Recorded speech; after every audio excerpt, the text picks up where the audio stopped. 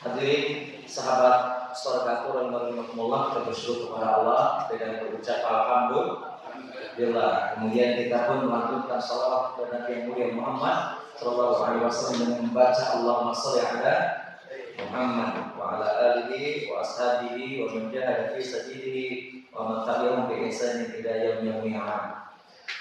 Sahabat surgaku rahimakumullah, kita melanjutkan pertemuan kita, insyaallah panitia atau DKM telah berkomitmen untuk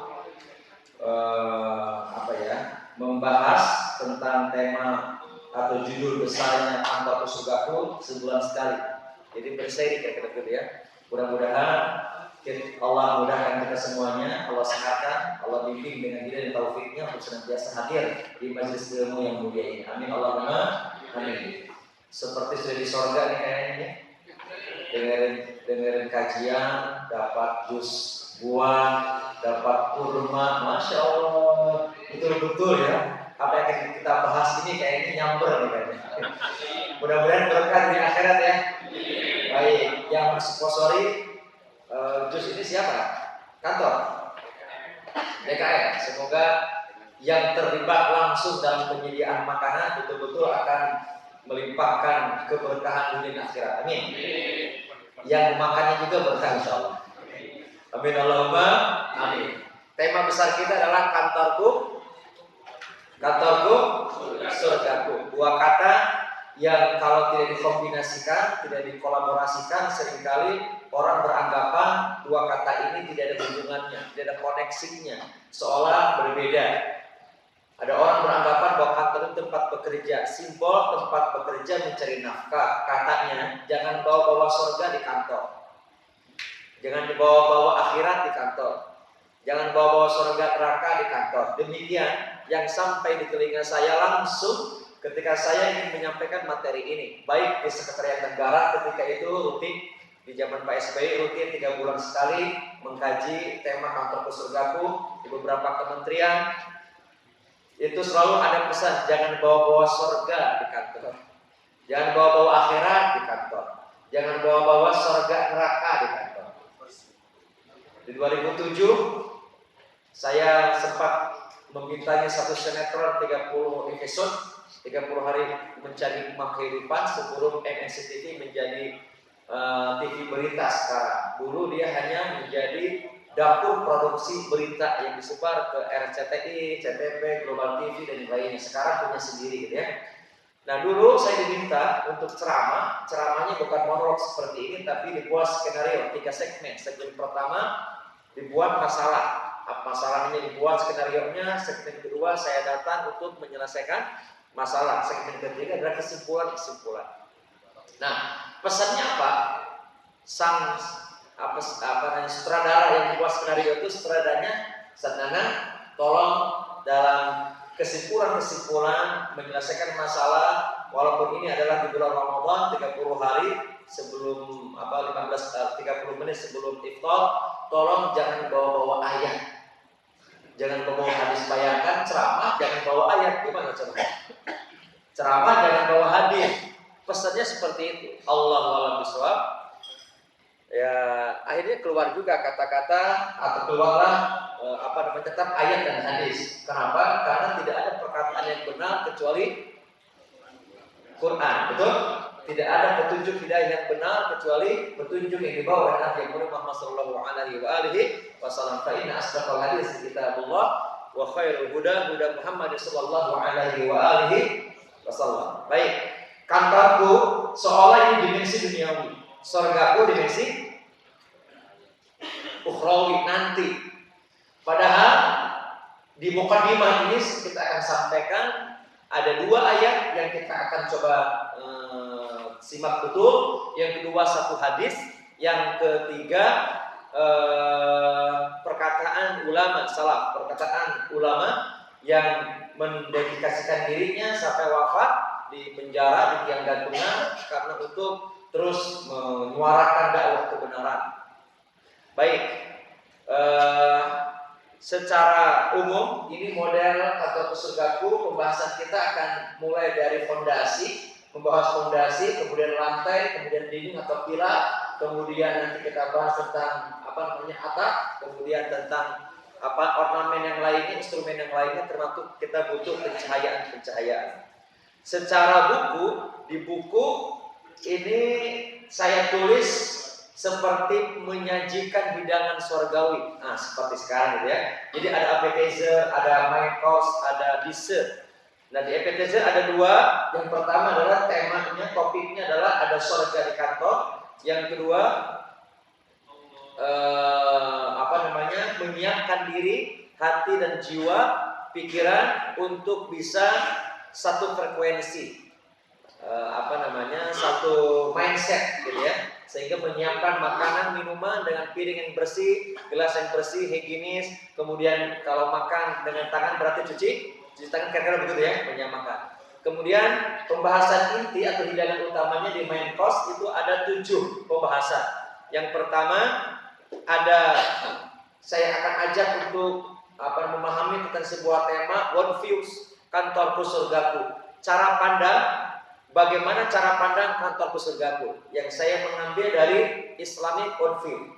Hari ini banyak orang Islam yang seolah cara pandangnya bukan keislaman, kata-katanya bukan dimensi keislaman, sikap perilakunya dari ujung rambut sampai ujung kaki, bahkan pakaiannya, perilakunya, bisnisnya, berkeluarganya seolah tidak mencirikan lagi keislaman. Bahkan Said Qutb di dalam tafsir Fizilul Quran menyebutkan jahlul muslim fil Islam. Yang paling berat adalah mengislamkan orang Islam, atau kebodohan Islam, kebodohan muslim di dalam Islamnya. Kemudian di dalam buku Khasirul Alami bin Khitatul Muslimin ditulis oleh Abdul Hasan Ali Hasan An-Nadwi. Beliau aktivis dakwah, lahir di benua India, namun silsilah hidupnya nyambung sampai Hasan bin Ali. Makanya beliau menyebutkan namanya adalah sebenarnya An-Nadwi, tapi Abdul Hasan Hasani Ali An-Nadwi. Silsilahnya sampai Hasan bin Ali, yang beliau sangat keras kepada fikroh-fikroh yang menyesatkan, termasuk fikroh Syi'i, itu juga beliau habiskan, atau beliau selalu konfrontir dan selalu keras tegas kepada yang menyelewengkan kepada Islam.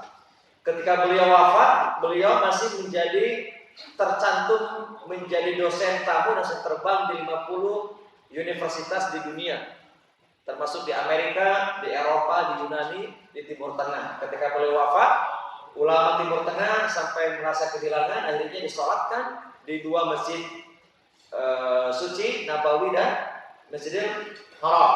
Salah satu buku gak tebal tapi tipis, sekarang sudah banyak juga di 50 bahasa sudah terjemahkan, termasuk di Malaysia, di Indonesia, dengan terjemahnya kehancuran dunia karena kemunduran umat Islam. Bahasa Arabnya judulnya Khasirul Alami bin Khitatil Muslimin. Nanti bisa dicercik judul Indonesianya, kehancuran dunia karena kemunduran umat Islam. Di buku itu dicantumkan ada 4 asbabi ta'akhiril ummah. Ada 4 sebab-sebab kemunduran umat Islam ini. Yang pertama adalah al-bu'du an kitabillahi wa sunnati. Umat Islam jauh dari Quran dan sunnah dan hadis. Ini yang pertama. Mana mungkin umat Islam maju manakala sumber referensi dasar aturan hidupnya nggak dipakai, nggak digunakan. Hari ini karena saya di Dewan Pimpinan Pusat Badan Komunikasi Pemuda Remaja Masjid Indonesia berkantor Istiqlal, membawahi seluruh pemuda remaja masjid seluruh Indonesia dari Aceh sampai Irian Jaya, bahkan dari 9 negara. Itu penelitiannya mengkhawatirkan tidak lagi 15%, tidak lebih dari 15% pemuda remaja masjid yang sholat di masjid berjamaah. Tidak lebih dari 15%. Sisanya kemana? Nggak tahu di mana. Kemudian Dirjen Universitas Islam mengeluarkan data bersamaan dengan BPS mengeluarkan data bahwa di Indonesia ini mayoritas memang masih umat Islam 80-85%. Tapi dari 80% itu hanya 45% atau 60% yang bisa membaca Al-Quran. 65%. Dari 65%, 40%-nya yang rutin membaca Al-Quran. Dari 45%, hanya 30% yang membaca Al-Quran sesuai dengan kaidah tajwid. Dan sebagiannya hafal Al-Quran. Ini penelitiannya di Indonesia khususnya. Nah, hari ini kekhawatiran itu muncul kembali. Kenapa? Karena ada gerakan-gerakan pendangkalan kepada agama kita dengan provokasi atau propaganda-propaganda untuk menjauhkan umat dari agamanya.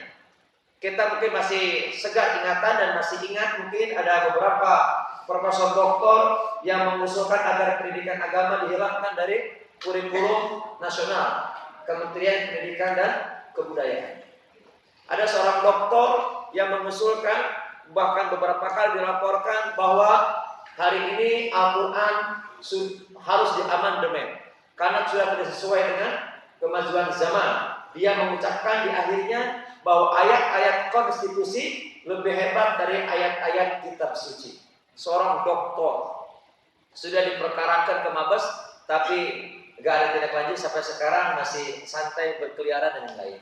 Masih banyak lagi yang lain, pendangkalan atau propaganda-propaganda yang ini akibatnya menjauhkan umat dari worldview, dari Islamic worldview, dari cara pandang Islam. Bahkan ada yang berpidato di muka umum bahwa kalau ingin jadi orang Islam Indonesia, jadilah Islam Nusantara, jangan jadi Islam yang ke Arab-Araban. Bahkan banyak menyentuh bahwa ustaz-ustaz ini sudah menjadi peramal, padahal dia sudah belum masuk, belum melihat surga, belum melihat neraka, belum melihat akhirat. Ini adalah kata-kata propaganda yang ingin menjauhkan umat dari mana?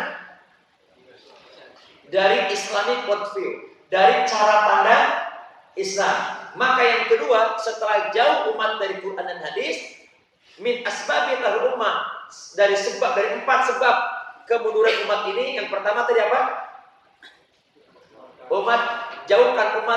Jauhnya umat dari Quran dan Sunnah. Yang kedua, setelah umat jauh dari Quran dan hadis, maka timbul sebab yang kedua, turunannya. Yang kedua itu ada musiqat bil Islam, jauhnya atau ada musiqat bil Islam, umat Islam tidak bangga lagi dengan Islamnya. Kira-kira apa yang saya sampaikan dari buku itu sekarang terbukti dari Indonesia. Adakah umat Islam yang tidak bangga dengan Islam? Adakah dia ngaku Islam tapi tidak bangga dengan keislamannya? Ada kira-kira? Banyak? Adakah umat Islam yang tidak suka dengan ajaran Islamnya? Ada? Dengan simbol-simbol Islam? Ada? Mohon maaf, dengan jilbab rapi, dengan jenggot panjang, celana gantung. Ada yang tidak suka? Ada yang tidak suka masjid itu makmur ramai seperti kita di sini? Ada yang tidak suka? Ada yang tidak suka? Mohon maaf, sebagian ustaz-ustaznya karena tidak suka dengan sebagian ustaznya akhirnya dipersekusi, dikriminalisasi. Ada nggak? Itu tandanya dia tidak bangga dengan Islamnya. Dengan Islam sendiri tidak bangga. Bagaimana mau memajukan dirinya dengan bangsa? Ini yang terjadi. Dan ini mohon maaf, menurut analisa dari aparat kita, termasuk kemarin kita ketemu dengan mantan-mantan jenderal itu, karena saya bersama dengan beberapa di ormas yang dimiliki oleh mantan-mantan jenderal itu, kira-kira jika umat Islam di Indonesia sudah jauh dari ajaran Islamnya, maka semakin mundur kecintaannya kepada bangsanya. Kedaulatan sedang terancam. Lupa bahwa yang memperjuangkan kemerdekaan Indonesia ini adalah siapa? Umat Islam, para ulama, gitu ya. Tiba-tiba hari ini ada yang ingin jadi pahlawan kesehatan, merasa Pancasilais padahal dia merusak Pancasila itu sendiri. Betul? Merasa Pancasilais tapi dia provokator. Dia memecah belah umat Islam, mempatah-patahkan yang lainnya. Allahu a'lam bishawab. Semoga Allah kasih hidayah. Amin Allahumma amin. Yang pertama, jauh dari Quran hadis. Yang kedua adalah tidak bangga lagi dengan Islam. Simbol Islam nggak suka, masjid ramai nggak suka, Quran dibaca nggak suka. Ada anak-anak muda aktif di masjid jadi rohis nggak suka. Jadi aktivis masjid nggak suka, aktivis di kampus di sekolah nggak suka. Semua diprovokasi, masuk media massa. Bahwa hati-hati para orang tua, guru-guru jangan diaktifkan anaknya masuk rohis, masuk lembaga dakwah kampus, sekolah atau aktif di masjid. Ini adalah provokator propaganda. Yang ketiga, dari asbab min taharil ummah, dari sebab-sebab kemunduran umat setelah yang pertama tadi apa yang pertama? Umat jauh dari Quran dan hadis. Yang kedua, tidak bangga dengan umat, tidak bangga lagi dengan Islam. Yang ketiga, timbullah efek atau faktor yang ketiga ketika yang umat pertama, kedua ini sudah muncul. Yang ketiga namanya at-taqlid. Timbullah mentalitas ikut-ikutan tanpa dasar, tanpa ilmu, tanpa dalil, tanpa hujah. Karena tidak berdasarkan Quran dan hadis, mereka grogi, panas kalau baca Quran, panas kalau baca hadis. Kalau ada di omongan keluar ayat atau hadis, udah jangan ngomong Quran hadis deh, gitu ya. Nah, maka dia sudah mulai pasti cari referensi yang lain, kan? Betul ya? Kalau nggak Quran hadis pasti mencari referensi yang lain. Betul. Referensi selain Quran dan hadis, dan itu adalah lebih bangga dengan mengadopsi kaul manusia yang belum tentu benar, apalagi dari negeri tertentu, dari negeri yang belum tentu muslimnya, betul ya? Termasuk spirit rancangan undang-undang penghapusan kekerasan seksual itu diadopsi 100% dari undang-undang di Eropa, termasuk di Inggris. Di Inggris ini sudah tidak berlaku, di sini baru mengadopsi, memunculkan. Dan saya kaji akademiknya itu RUU itu adalah 100% menerjemahkan dari undang-undang dari Eropa atau dari Barat ini. Spiritnya adalah sebenarnya kalau diberlakukan RUU menjadi UU itu akan hilang, tidak berlaku lagi kompilasi hukum Islam yang di dalamnya mengadopsi undang-undang tentang pernikahan, mengadopsi undang-undang tentang ahli waris atau warisan. Maka tidak berlaku lagi dengan kalau undang-undang itu RUU menjadi UU. 3 aktivis yang terus menyuarakan. Pertama aktivis feminis, gender. Yang ketiga adalah LGBT. Yang keempat adalah hak asasi manusia. Terus. Padahal itu baru 3 tahun saja sudah muncul di Probolnas. Kami dengan para ormas Islam di bawah Komisi Ukhuwah Majelis Ulama Indonesia membuat Majelis Ormas Islam, menyuarakan, membuat kajian akademik dan draft RUU tentang ketahanan keluarga. Sampai sekarang nggak tahu kemana itu, hilang dari peredaran. Yang muncul adalah RUU penghapusan kekerasan seksual.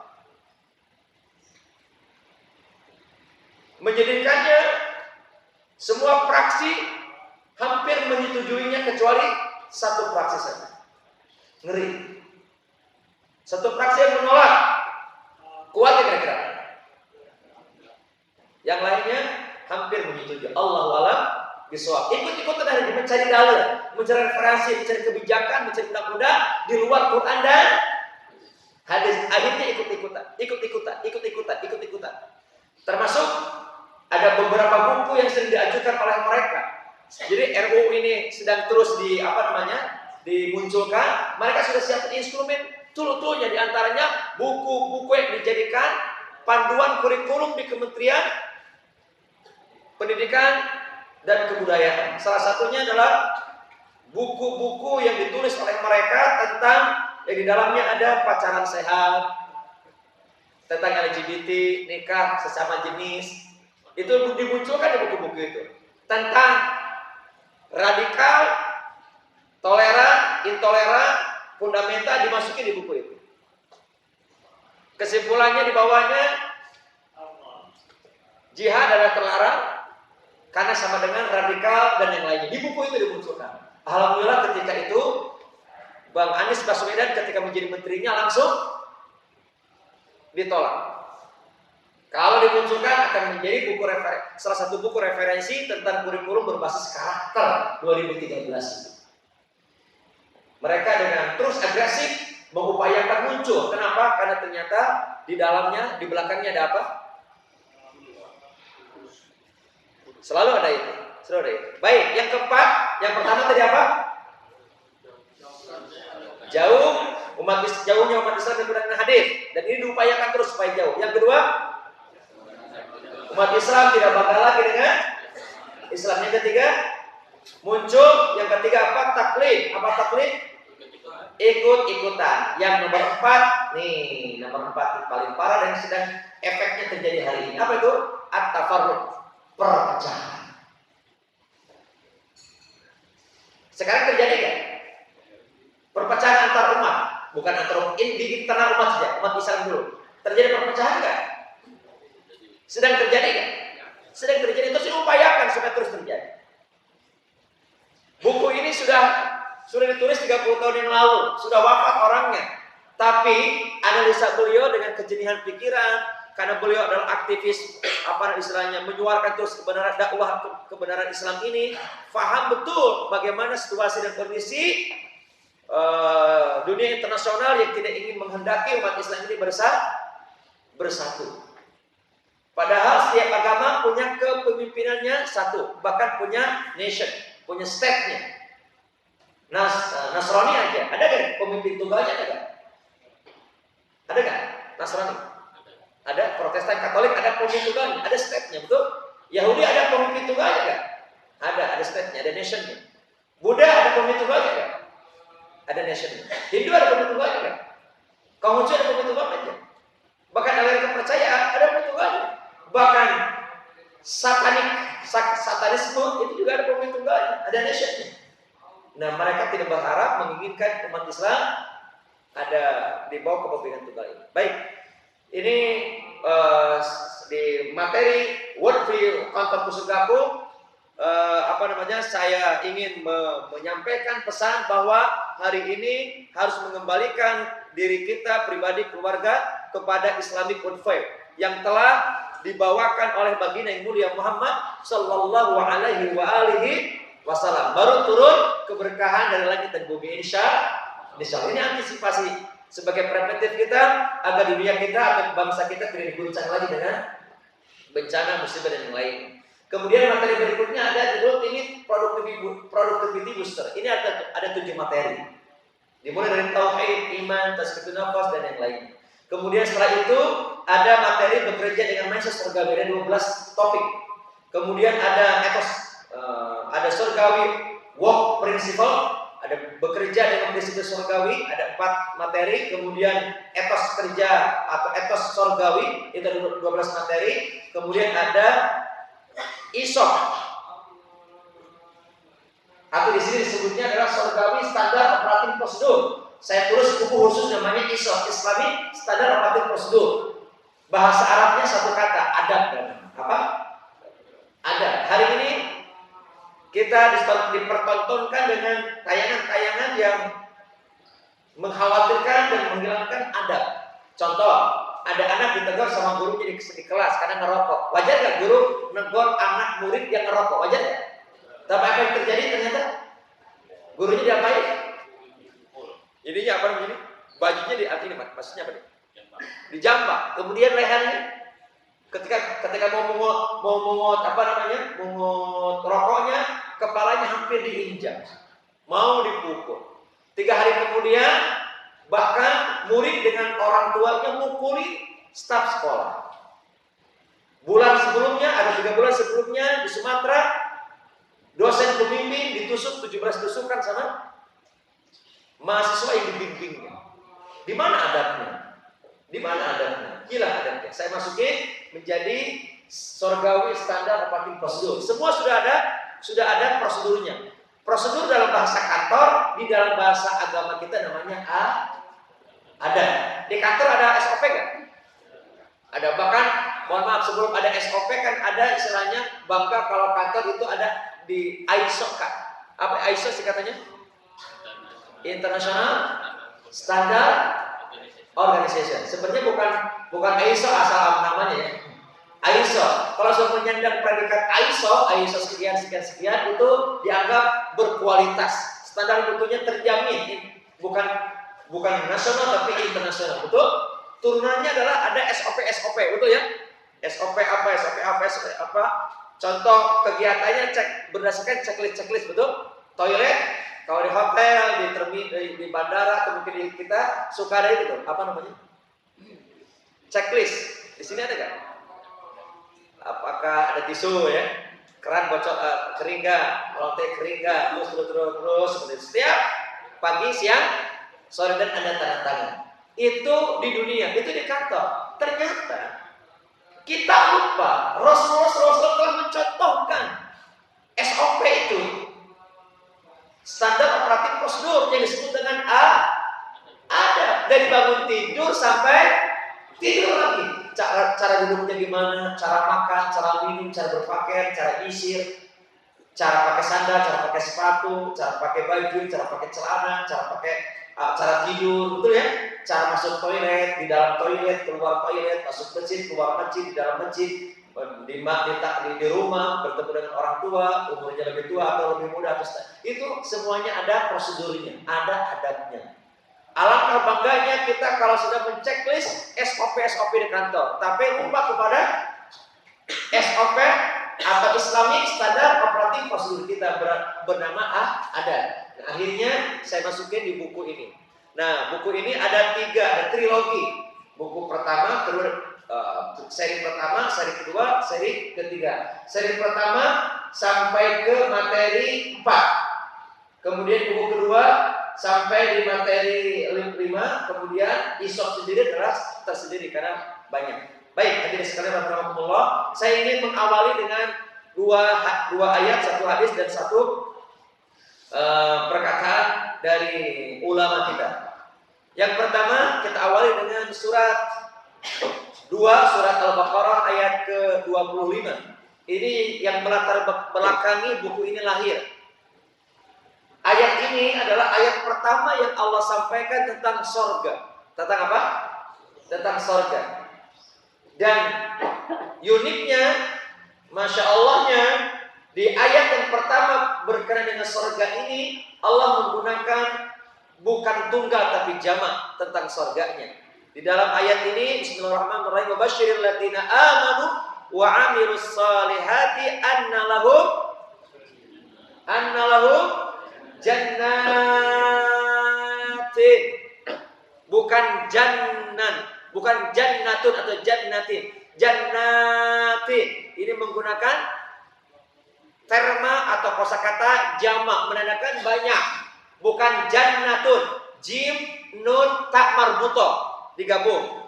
Jim nun tak marbuto itu tunggal, tapi di sini jim nun ditambah alif, alifnya diganti dengan fathah berdiri, kemudian taknya tak terbuka. Ini bermakna sorganya tidak tunggal, tapi banyak.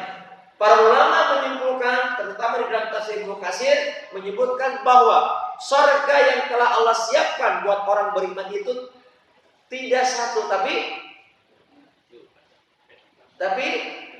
banyak. Bahkan di dalam hadis Imam Bukhari ada 100 tingkatan. Di sanalah Maha Rahman Rahimnya Allah. Allah tahu kekuatan orang beribadah itu berbeda-beda, betul? Betul. Tingkatan ibadah orang berbeda-beda, tingkatan kehusyuan keikhlasan orang berbeda-beda. Bahkan tingkatan keahlian amal soleh orang berbeda-beda. Ada orang yang masuk ke dalam surga dengan hafalan Quran, ada yang dengan sedekahnya banyak, zakatnya besar, ada yang bolak-balik haji atau umroh, betul ya? Ada yang rajin tahajud. Betul. Karenanya bagi orang yang sudah merasa soleh, jangan sombong dengan kesolehannya dan jangan menganggap rendah orang lain. Kenapa? Surga yang telah Allah siapkan tidak sekedar tunggal. Ada banyak tingkatan, ada banyak pintu yang bisa dimasuki. Dan ini merupakan sekaligus kabar gembira. Maka ayatnya wa basyiril ladzina amanu. Basyir apa? Wa basyir. Basyiro apa? Berikanlah kabar gembira. Masya Allah. Wahai Muhammad, berikanlah kabar gembira kepada umatmu yang beriman dan beramal saleh. Tentang apa? tentang sorga-sorga yang telah aku siapkan buat mereka. Di dalam hadis Imam Bukhari Muslim, berapa tingkatan tadi? 100 tingkatan. Masya Allah. Dahsyat. Ini kabar gembira bagi kita. Bagi kita yang belum hafal Quran hari ini, jangan khawatir, ada pintu yang lain. Bagi kita yang tidak rajin tahajud, tidak rajin saum sunnah Senin Kamis, gak pernah khawatir, ada pintu yang lain. Ini adalah kabar gembira bagi kita. Unitnya, mohon diperhatikan lanjutan ayatnya. Ciri-ciri surganya adalah yang pertama di dalam ayat ini adalah tajri min tahtil anhar. Di dalamnya ada air mengalir. Sungai-sungai yang air mengalir. Ada tiga air kategori. Ada air jernih, bening, ada air susu, ada air madu, dan ada air dari arak, namun tidak memabukkan. Kemudian kullama ruziku minhan samaratir rizqa. Setiap kali orang yang telah masuk surga itu diberikan rizki berupa buah-buahan, qalu, mereka berkata, heran, kaget, qalu hadzal ladzi ruzikna min qabl. Buah-buahan ini bukankah telah aku lihat, telah aku rasakan di dunia sebelum di sini? Dikuatkan bahwa tuh bihi mutasyabiha. Setiap kali dikasih buah-buahan, makanan, minuman, ini serupa, sama sebagaimana aku telah mendapatkannya ketika hidup di mana? Di dunia. Masya Allah. Dari sinilah para ulama menyimpulkan bahwasanya dunia merupakan proyeksi akhirat. Khususnya dunia yang kita tinggali hari ini merupakan proyeksi dari gambaran kenikmatan surgawi. Apa itu arti proyeksi? Mohon maaf, Bapak Ibu, hadirin sahabat surgaku rahimakumullah, melihat ayat gak? Di slide atau di laptop melihat ayatnya? Melihat ayat di slide gak? Jelas gak? Aslinya di screen itu atau di laptop? Aslinya ayatnya di screen itu atau di laptop? Tapi teman-teman melihatnya di mana? Kenapa melihat di screen? Ada apa? Ada proyektor. Gambar atau ayat yang ada dalam screen itu merupakan hasil proyeksi dari proyektor yang aslinya di mana? Di laptop. Itulah makna namanya mutasyabih. Tasyabuh mutasyabih artinya diproyeksikan. Miripkah ayat yang tampil di mana? Yang tampil di screen dengan yang di laptop? Miripkah? Ada perubahan nggak? Para ulama menyimpulkan bahwa dunia ini yang kita tinggali hari ini merupakan proyeksi dari kenikmatan surgawi. Makanya setiap kali penduduk surga itu dikasih buah-buahan, dia mengatakan apa? Bukankah ini telah aku dapatkan ketika hidup di dunia? Mutasyabih. Sama, serupa. Warnanya sama, bentuknya sama, nama-namanya pun sama. Tapi kata para ulama, baik sahabat tabi'in termasuk dalam kitab tafsir Ibnu Katsir, kemudian Al-Qurtubi dan yang lainnya, sama nama, warna, bentuk, namun beda di kualitas aroma dan rasa. Tapi mengatakan, ini sama ya. Coba kita dimakan, diminum, rasanya sama, berbeda, tapi bentuknya sama. Dari sinilah sungguh nikmat jika najis dapat jus buah-buahan. Ini seperti taman-taman surga.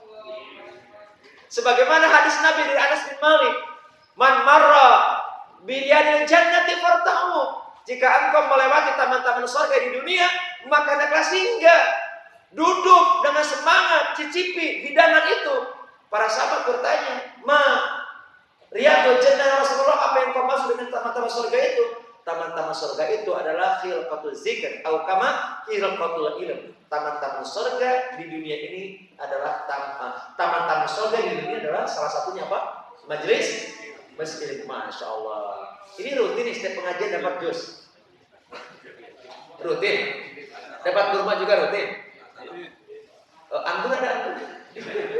Gantian ya. Masya Allah. Kita doakan semoga perusahaan kita berkah, keuntungannya banyak berkah, dan pengajian insya Allah semakin semarak, semakin ramai, kemudian konsumsinya semakin bertambah insya Allah. Amin Allahumma amin. Seperti di surga. Dan apa yang kita minum, apa yang kita lihat di dunia, insya Allah akan dilihat di mana? Di surga insya Allah. Karenanya jangan lupa juga ayat yang kedua surah Ar-Rahman. Ar-Rahman ayat 46. Allah berfirman, "Waliman khafa maqama rabbih jannatan." Masya Allah. Dan bagi mereka yang takut kepada Allah, takut berbuat dosa, takut melanggar perintah Allah, dia bersegera bertobat kepada Allah, jannatan, maka baginya 2 surga. Maka baginya begini. 2 surga. Sensitif. Begini, 2 surga.